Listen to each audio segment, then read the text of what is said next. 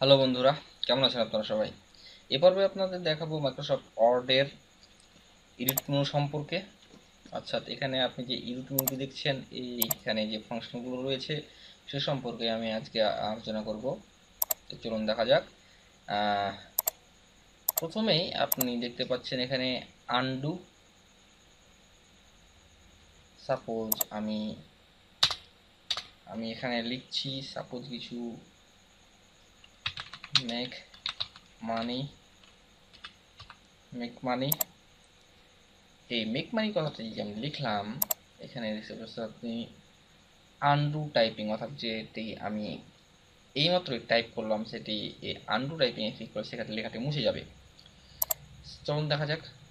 এই undo undo undo দেখেন আস্তে আস্তে লেখাগুলো আসলে মুছে যাচ্ছে। আচ্ছা, তারপরে যেটা করেছেন মুছে গেল। সাপোজ আপনি এখানে দেখেছেন আনডু এর পরে রিডিউ, অর্থাৎ আপনি যে লেখাগুলো মুছেছেন সেগুলো ওখানে রিডিউ ক্লিক করলে পরস্পর চলে আসবে। রিডু রিডু টাইপিং চলে আসছে। রিডু টাইপিং অর্থাৎ সেটা আবার চলে আসলো। অর্থাৎ আনডু এর মানে হচ্ছে যে আপনি যে কাজটি এইমাত্র করলেন সেটি করতে চাচ্ছেন না, অর্থাৎ আপনি সেটি মুছে ফেলতে চাচ্ছেন। আর রিডুর মানে হচ্ছে যেটি আপনি মুছে ফেলেছেন সেটি পুনরায় নিয়ে আসবেন, তার জন্য রিকোয়েস্ট। ওকে, আপনি আনডু আর রিডুর ব্যবহারটা শিখে গেলেন। এখন আপনি এখানে দেখতে পাচ্ছেন যে কাট কপি লেখাটি মলিন হয়ে আছে, সেহেতু আমি এগুলো মুছে দিচ্ছি।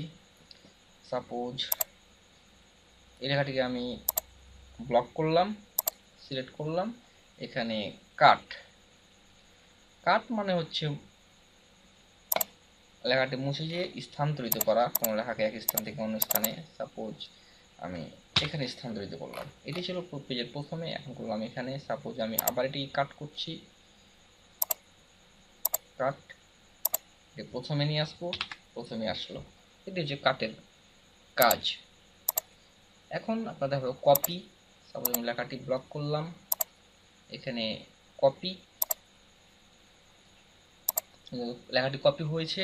এখন আপনি সাপোজ এই লেখাটির অনুলিপি এখানে করতে চান, এখানে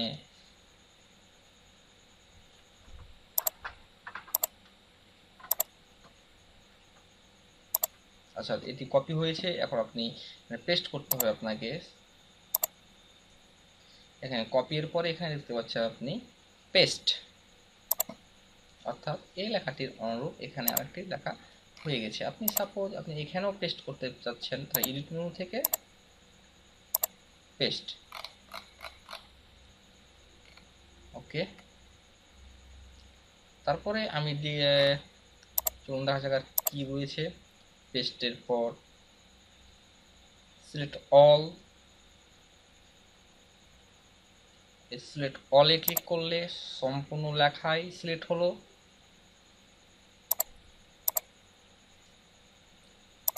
তারপরে অপশন আসছে ফাইন্ড, যেটা আপনি কন্ট্রোল এফ টিপেও ফাংশনটি চালু করতে পারেন। ফাইন্ড ফাইন্ড মানে হচ্ছে আপনার এইখানে লেখাগুলোর মধ্যে কোনো নির্দিষ্ট অর্ডকে খুঁজে বের করা একটি পদ্ধতি। এখানে ফাইন্ডে ক্লিক করলাম। সাপোজ আমি এখানে ভিডিও কতবার লেখা রয়েছে, অর্থাৎ ভিডিও লেখাগুলোকে খুঁজব। ফাইন্ডের এখানে আমি দেখে দিলাম ভিডিও। ওকে, ফাইন্ড নেক্সট। আমি দেখতে পাচ্ছি এখানে একটি ভিডিও লেখা খুঁজেছে। আবার ফাইন্ড নেক্সট করলাম, এখানে একটি ভিডিও লেখা, ফাইন্ড নেক্সট। ওকে, ফাইন্ড ফিনিশ, অর্থাৎ যে কয়েকটি জায়গায় ভিডিও রয়েছে সেখানে খুঁজতে আমি আবার দেখি। প্রথমে এখানে ভিডিও লেখা রয়েছে, এখানে রয়েছে। ওকে, এবার দেখব আমি রিপ্লেস, অর্থাৎ এই রিপ্লেসের সাহায্যে আপনি এই ভিডিওর জায়গাতে মিউজিক লিখতে পারেন, অর্থাৎ যতগুলো ভিডিও ওয়ার্ড রয়েছে সবগুলোতে মিউজিক হয়ে যাবে। সাপোজ এখানে আপনি দেখতে পাচ্ছেন 3টি ভিডিও রয়েছে ভিডিও লেখা, অর্থাৎ এই 3টি ভিডিও মিউজিক করে দিচ্ছি আমি রিপ্লেসের মাধ্যমে। সাপোজ এখানে ফাইন্ড না রিপ্লেস, সাপোজ আমি লিখলাম এখানে ভিডিও, ভিডিওকে রিপ্লেস করব কিসের সাথে? Music, music, replace all. Okay, ওকে।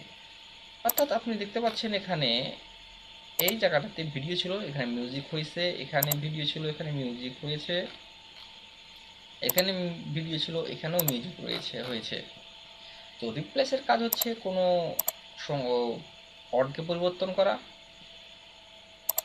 চলুন এবার দেখা যাক গো টু এর কাজ। গো টু এর কাজ হচ্ছে আপনি নির্দিষ্ট কোন লাইনে যেতে চান, অর্থাৎ কোনো পেজের কত নাম্বার পেজে যেতে চান সেখানে এখানে সেটা টাইপ করে গো টু করলে সেই পেজে আপনি চলে যাবেন। যেহেতু আমার এখানে একটি পেজ রয়েছে সেহেতু আমি লাইনে ক্লিক করছি, আমি সেকেন্ড লাইনে যাব, গো টু।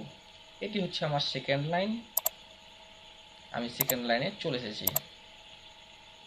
চলুন আর দেখা যাক আর কোনো ফাংশন বাকি থাকে কিনা। এখানে আপনাকে দেখালাম redo, undo, cut, copy, paste, select all, find, replace, go two.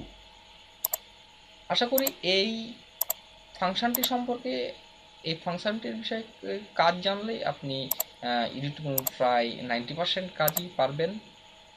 ভিডিওটি ভালো লাগলে অবশ্যই লাইক দেবেন এবং সাবস্ক্রাইব করে আমার সাথেই থাকুন।